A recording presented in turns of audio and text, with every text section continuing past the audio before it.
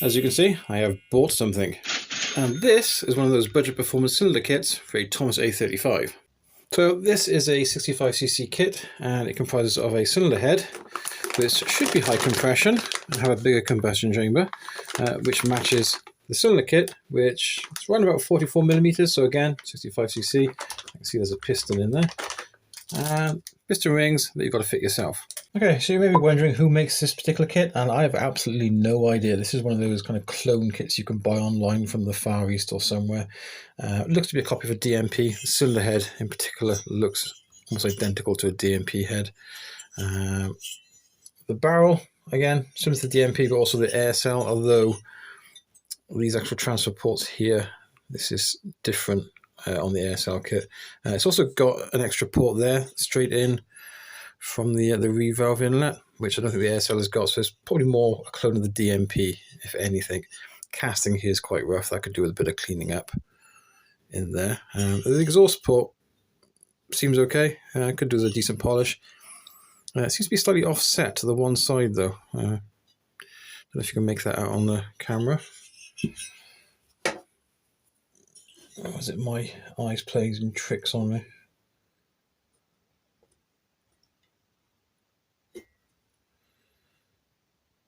Eight millimeters.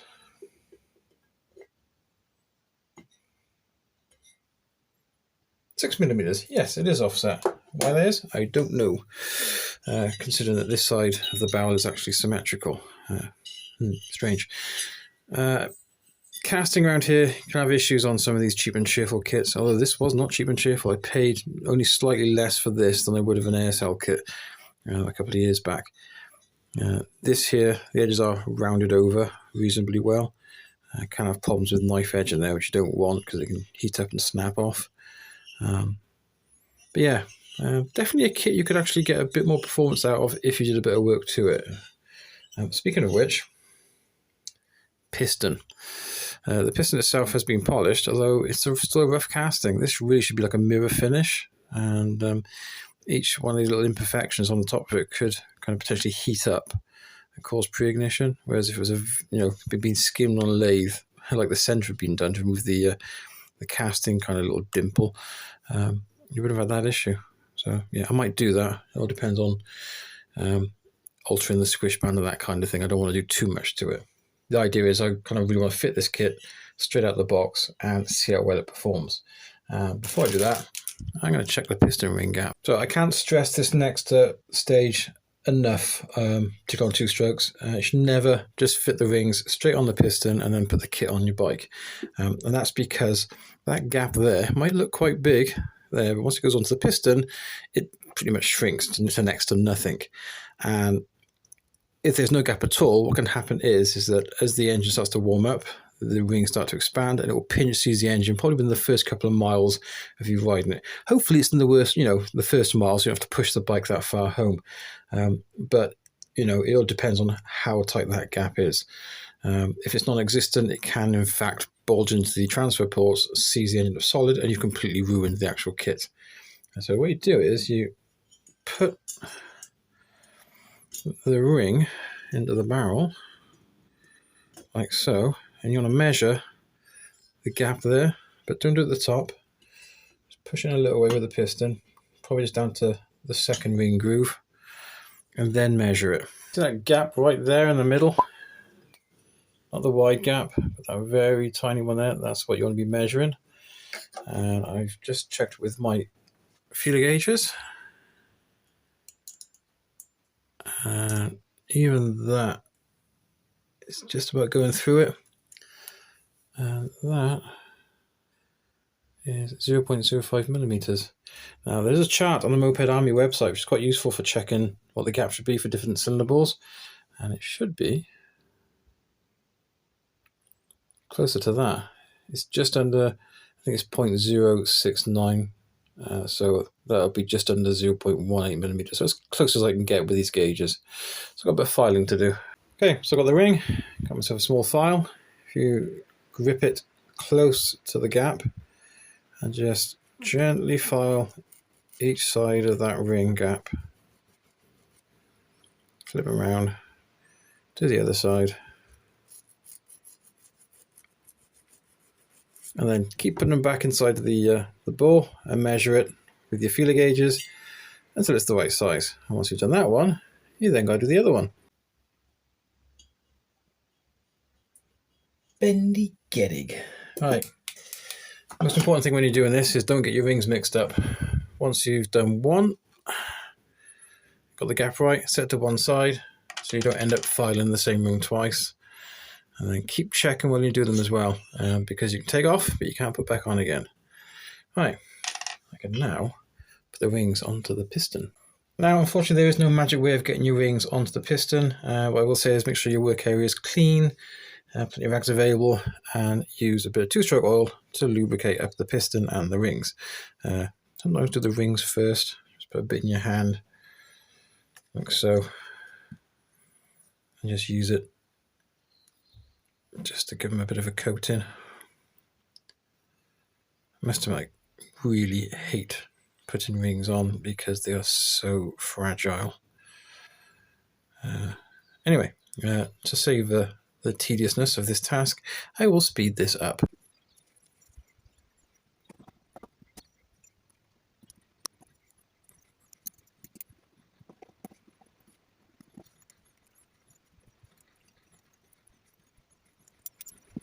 So that was rather tedious and time consuming, but you have to take your time with piston rings because they are so kind of brittle due to the material they're made out of. It's very easy to break them. If you try to stretch them too much to get them onto the piston, they will snap. And what usually happens is you get the first one into that ring groove, and when you try and get it back out again to get into the next groove, you break it. You kind of get a little bit overconfident, so it's just easier once you get the first one in. Take the second ring and just slide it in from the other direction. You do sometimes scratch the skirt up a little bit, but you've got plenty of oil on it and you won't damage it.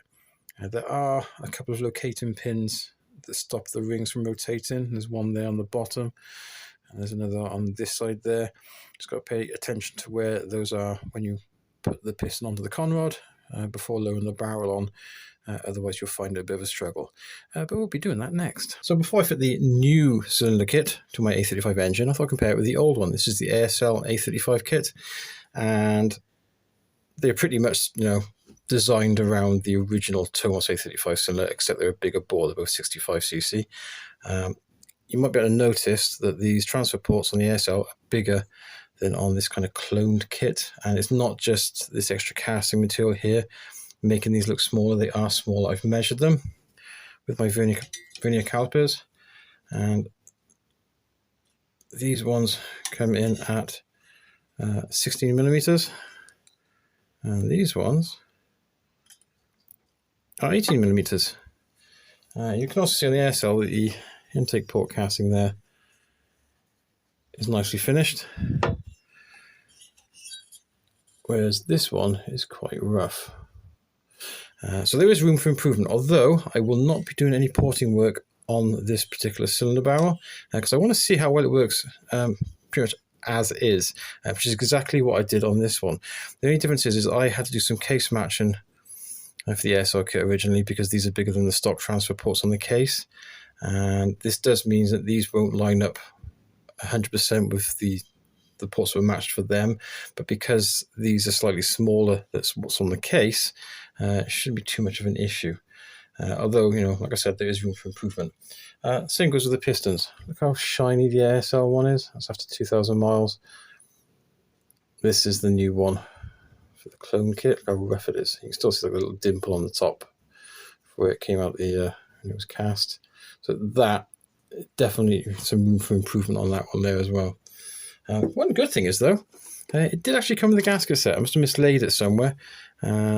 It's got a head gasket, cylinder base gasket, there's an exhaust gasket, and the inlet manifold gaskets for the reed valve block. It didn't come with the exhaust manifold studs though, but luckily I was able to find a pair of my spares. I'll try to give you a decent view of what I'm doing. You'll note I've already got the crankcase stuff with some bubble wrap. You can put cloth in there. It's basically just to stop the circlips from falling in there. I've already got the circlip in on that side, so when I push the gudgeon pin in, it stops. On the other side, you only have to put one pin in then. Right. Also got a base gasket already as well. Right.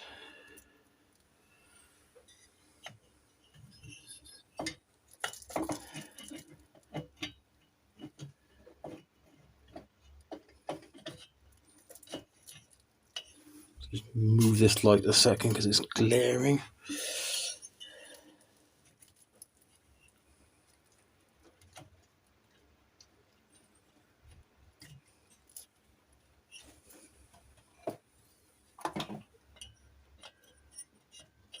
There we go. It's such a simple way of putting the piston into the barrel. All those years I used to fight trying to get those rings lined up and get the pin in and everything else at the same time. It was much easier doing it that way around.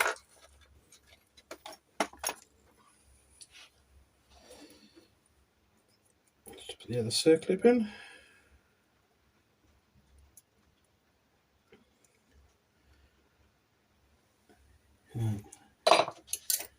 Needle nose pliers.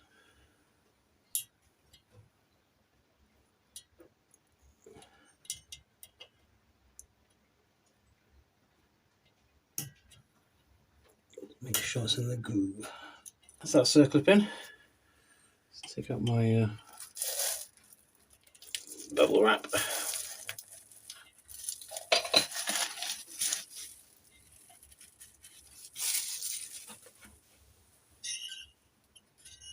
There's plenty of lubrication oil in the cylinder barrel and around the piston. I'm using 2-stroke oil.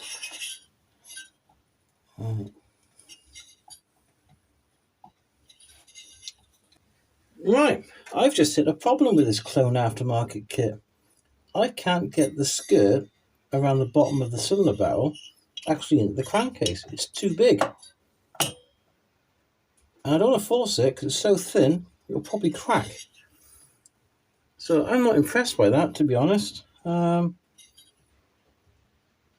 that's pretty useless. I don't know if it's a defect with the actual kit itself, or if the casting was done wrongly, or but yeah, I'm not really pleased by that, because in the airsoil kits just fit straight away. There's no faffing about them other than a bit of port matching to improve the performance. That, yeah, not impressed. I can't even use it. Right, I want to find out why this barrel will not fit into the crankcase, considering it's actually a kit for an A35 engine and it doesn't fit. So I've taken it off again. I'm going to compare it to the air cell, which is also an A35 kit, and that fits with no problem at all. I'm going to measure this diameter here with my vernier calipers. It is, if you can see that, 48 millimeters. I'm going to measure it at the base to see if there's a taper or not. Oh no, it's the same again. 48 millimeters. I'll do the air cell one now. Ah, that is just over 47 millimeters.